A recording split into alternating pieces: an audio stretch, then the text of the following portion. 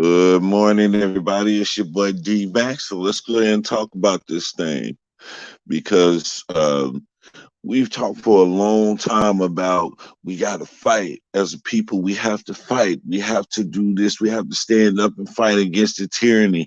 We have to stand up and fight against racism. We have to stand up, fight, fight, fight, fight.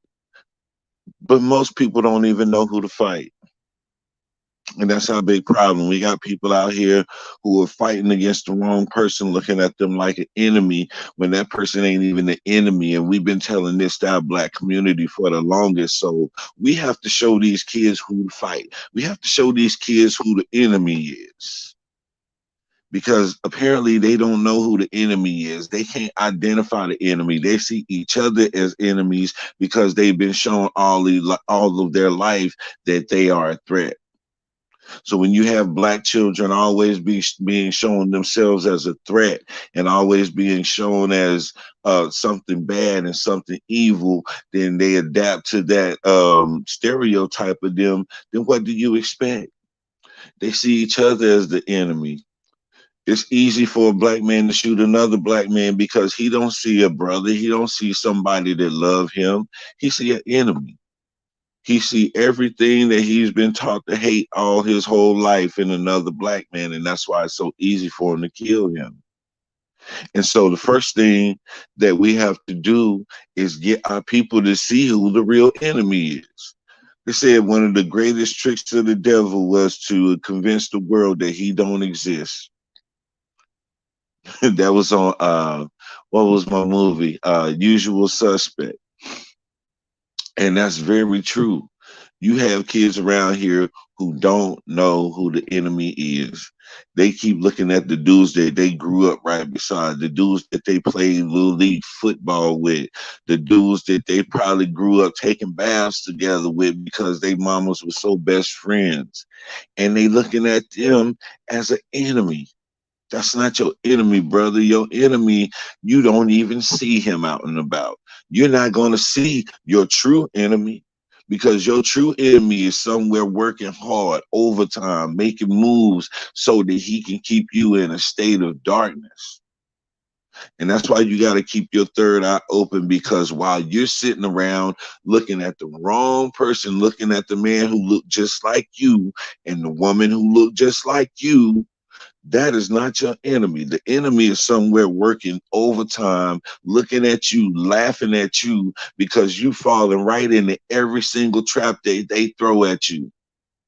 Antonio Brown, that dude don't know who the real enemy is. He has an idea and he's standing up because he knows that the enemy is trying to have a stronghold on him. The enemy is not Bruce Arians. As much as we like to think the enemy is not Bruce Arians don't have a vendetta out to destroy black people. Bruce Arians is not that strong. But the people who employ Bruce Arians, the people who employ everybody on that team, they have that power to influence the outcome of a person's life, and they do it on a regular basis. But instead of starving them out and not giving them anything, they do something even worse. They give them more than they can bear. They give them more money than they can handle, and they don't give them any guidance, any financial literacy, so they can go out and do all of the stupid things to destroy themselves while simultaneously giving that money right back to who? The enemy. So we have to be able to identify that enemy first. That's first and foremost. Sun Tzu tells you that in the art of war. You got to know your enemy. Know everything about your enemy. You got to know your enemy better than you know yourself. If you expect to be effective in fighting your enemy and defeating your enemy, how you show me one boxer who never studied their opponent and went out there and mastered that opponent and dominated that opponent. You show me one. And boxing has always been known as the sweet science. That's the art of war. And so in the art of war, if Sun Tzu is telling you that you need to know your enemy, and in boxing you see that they study their opponent move for move, what's going on in their personal life.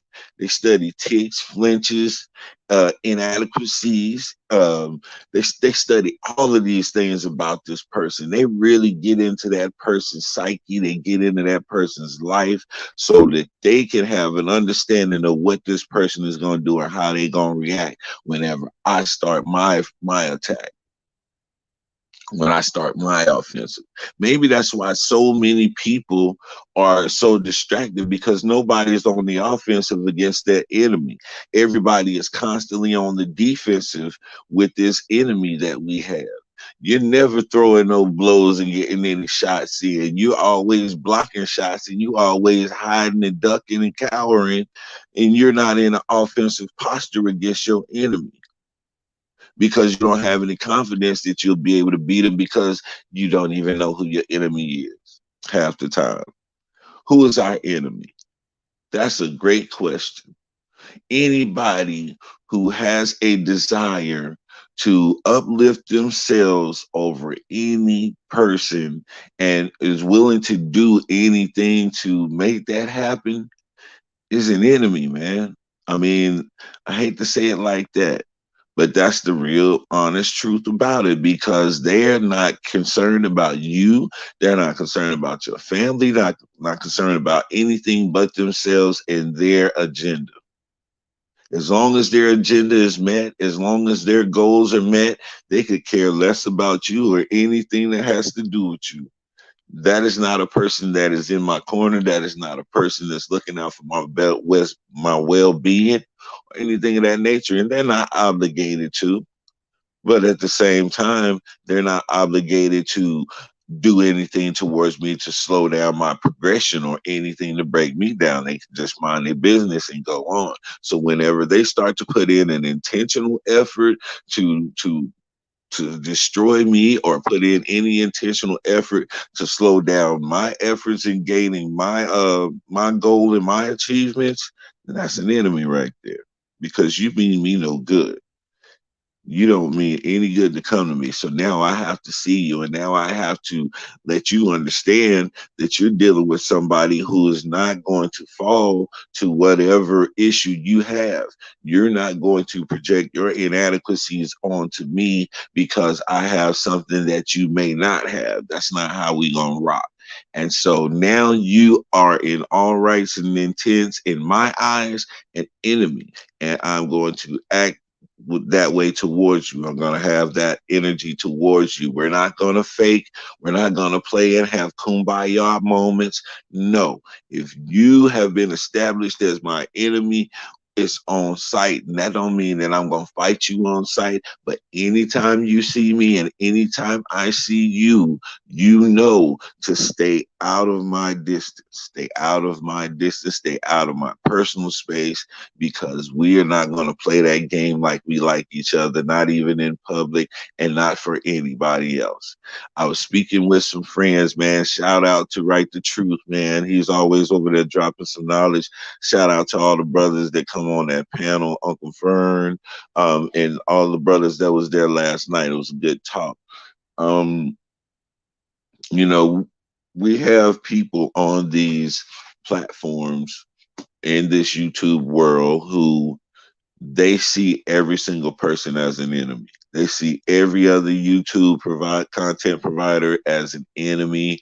They see you as a threat, as competition, and they start to act funny towards you, man. And at first, I ain't gonna lie, I felt some type of way when people would act funny towards me as a content provider, like I was coming to poach some of their content, or I'm doing, what I'm saying, like I have an ulterior motive.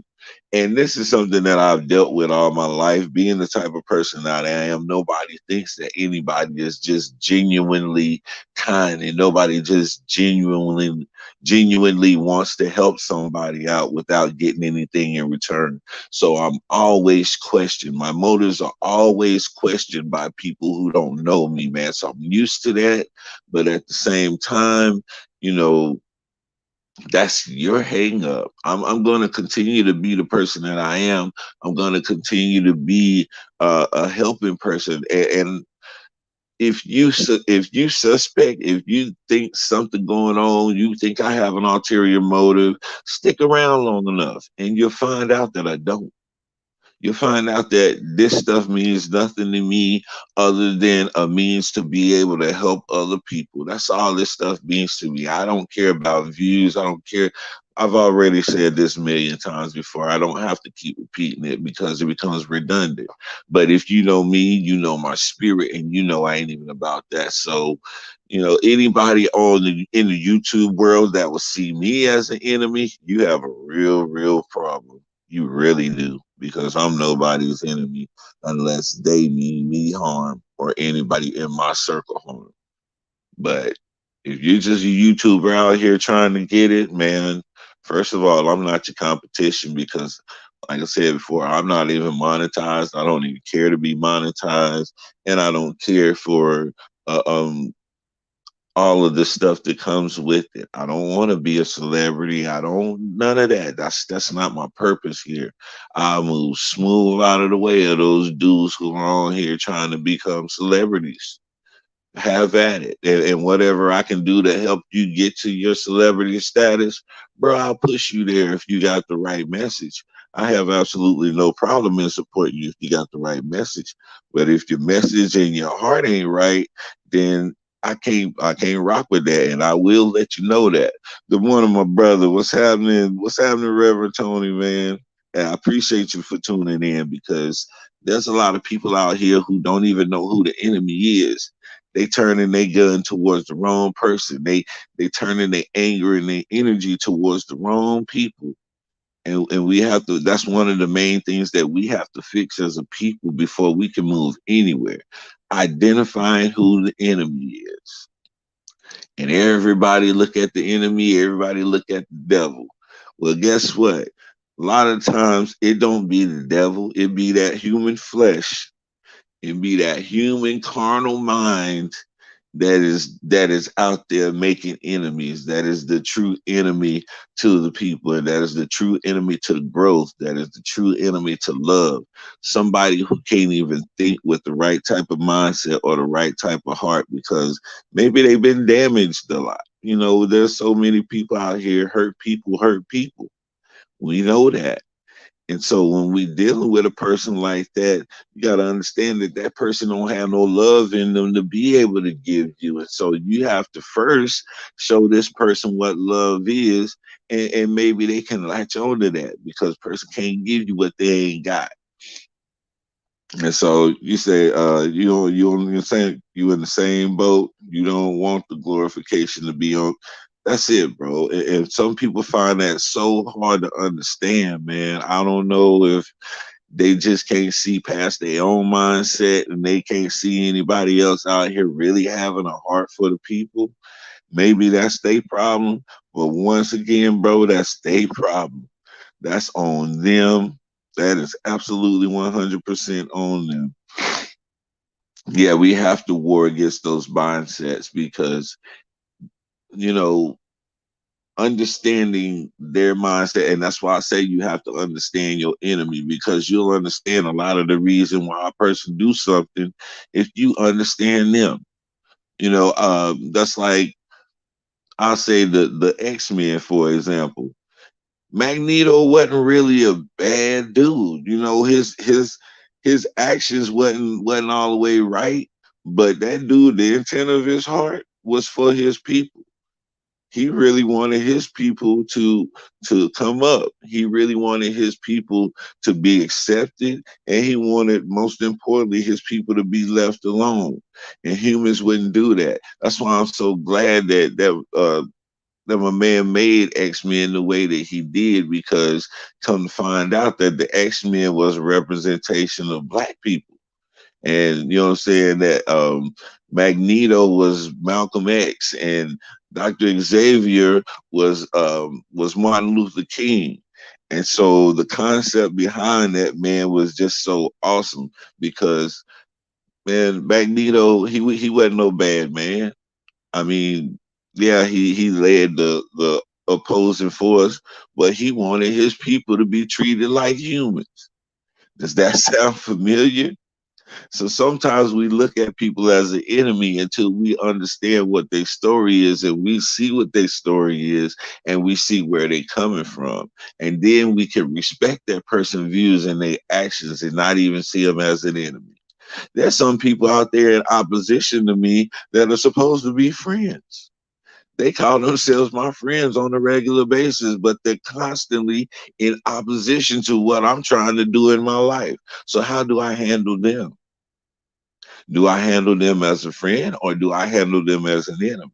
See, that's a tricky thing, man, right there. Because I understand I got a friend. He can only operate and understand to this level. So when he see me making moves that are outside of his limitations, then he gonna feel some type of way. But you can't do that. You ain't supposed to be able to do that because I can't do that. I ain't never thought to do that. So why would you think that some people think like that? And you have to correct those people. Whoa, whoa, whoa, wait up, wait, brother. Don't try to limit me to your level of operation. Now, maybe you can't do that or you can't say that, but I'm not you. We have different goals, we have different agendas. And so, some things that you can't do, I can very well do. I'm in the right to do whatever I want. And and you have to give people that understanding because people will get angry at you for succeeding.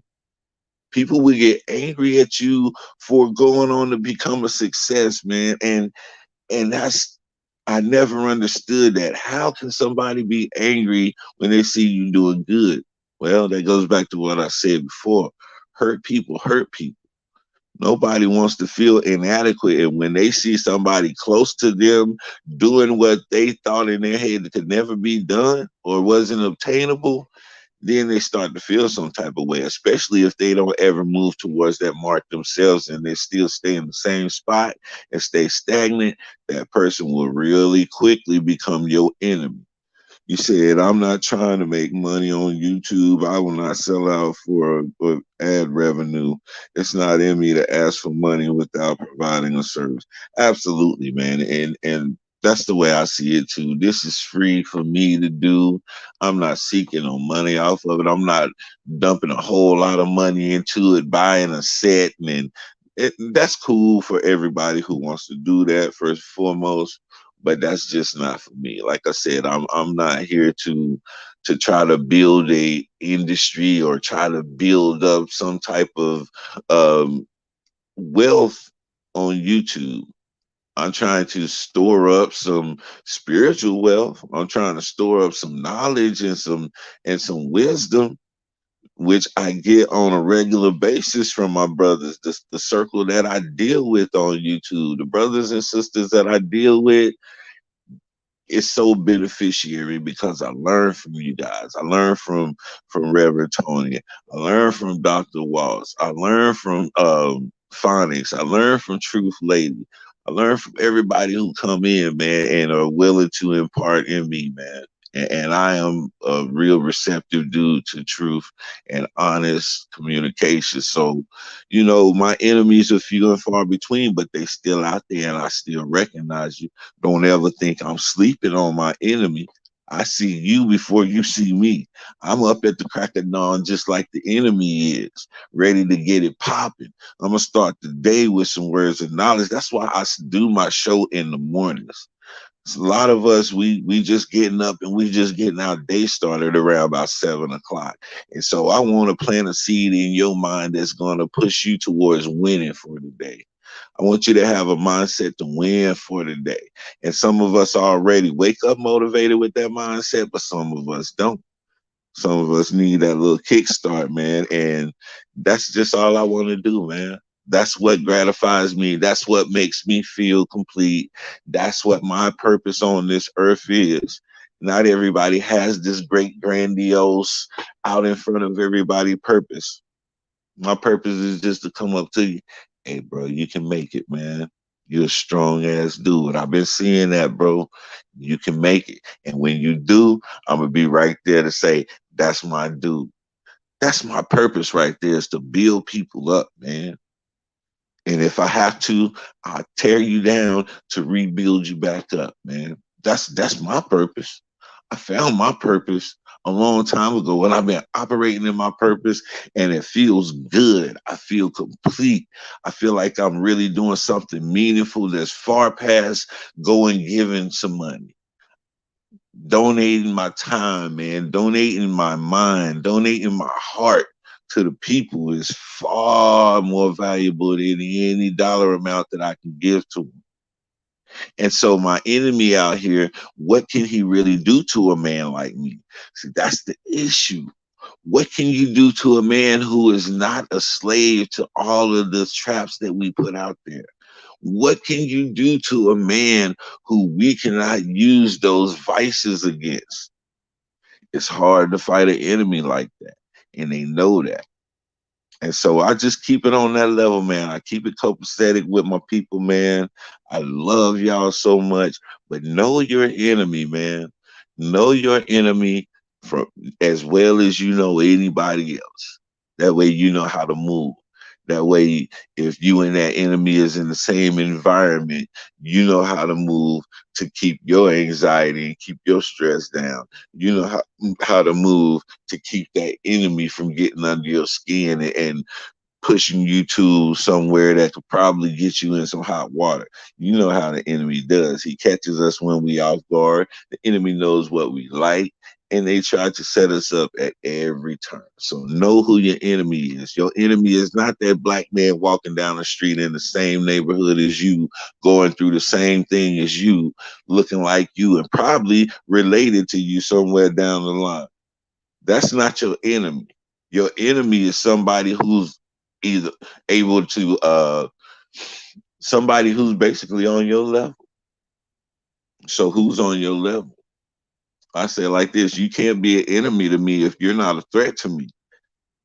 If you can't do anything to me and you just not on that level, I don't see you as no threat and I don't see you as an enemy. For real. That's really just how I look at it. I'm not saying that that's an ironclad thing. That's just how I look at it. I don't consider you an enemy if that's like me saying a 2 year old toddler is my sworn arch nemesis. How is a 2 year old a threat to me or anything that I'm trying to accomplish? So I don't see that as an enemy. And I look at some people like that because that's their mindset. So you may have something against me, but you don't even have enough mental or spiritual power to even come to the level of what I consider an enemy. You're a hater, or I won't even say a hater. You're just a negative. You're a pessimistic admirer. That's what you are. You're not really a hater. You really love me. You're just mad that you love me. So I'm gonna leave out on that narcissistic line that I just dropped. Um, Reverend Tony, man, it's always a blessing, man. I love you, my brother. Um, Good luck to the. Let me know how the boxing thing go out, man, because like I said, we have something like that in North Carolina called Ain't No Ducking, man. And this saves so many brothers' lives, man. So to see this concept and idea moving around the country in our black communities, that means that that's one more brother that put a gun down. That's one more brother who was willing to come to the table and work out his issues like a man. That's one more brother that's not going to have a child that's going to be a bastard. That's one more brother that's not gonna have a mama or a brother or a sister out here crying and trying to get funeral arrangements together. So, man, I appreciate you so much, my brother. I appreciate everybody that's involved in that, man. Y'all don't know how many lives y'all are saving, man. Y'all have no idea, man, how many lives y'all are saving, man. And I love to see my brothers on this mindset. We are changing the narrative, man, slowly but surely. I know some people are they're impatient and they want to see this great shift and this great change in the black community. It's happening, man. It's happening as we speak. You know, we've gotten so used to feeding into those old tropes about us and all of those old statistics and all of those old talking points that they spoke about us throughout the 80s and the 90s. They just won't let go of them. That's not the narrative no more. And I constantly try to remind my brothers of that. Man, those statistics that they still be spewing out changed a long time ago. We are not those black dudes in those statistics that they always quoted throughout the 80s and the 90s. We're no longer that. We've evolved, we've become better, we've become greater people, and don't allow anybody to try to label you as those old stereotypes that they put on us as a people, because we've come up out of that. We've come a long, long way. But let them tell it, let the enemy tell it. We still walking around barefoot with sackcloth on his clothes. So let's get rid of that old narrative. We're not those old stereotypes anymore. The deadbeat daddy, the welfare mama. Yeah, we still have some spread out there, but so do every other ethnicity. We're no more in depth with that as anybody else. So just don't allow them to put those stereotypes on you, man. And always keep your eye on the enemy and know who he is, so you will have a great opportunity to fight, man. I think I'm going to leave on that note. Reverend Tony, you know what it is. Love you, my brother. Everybody else, love y'all. And you know what I say, sticks and stones can break your bones, but the word can always heal you. I'm out.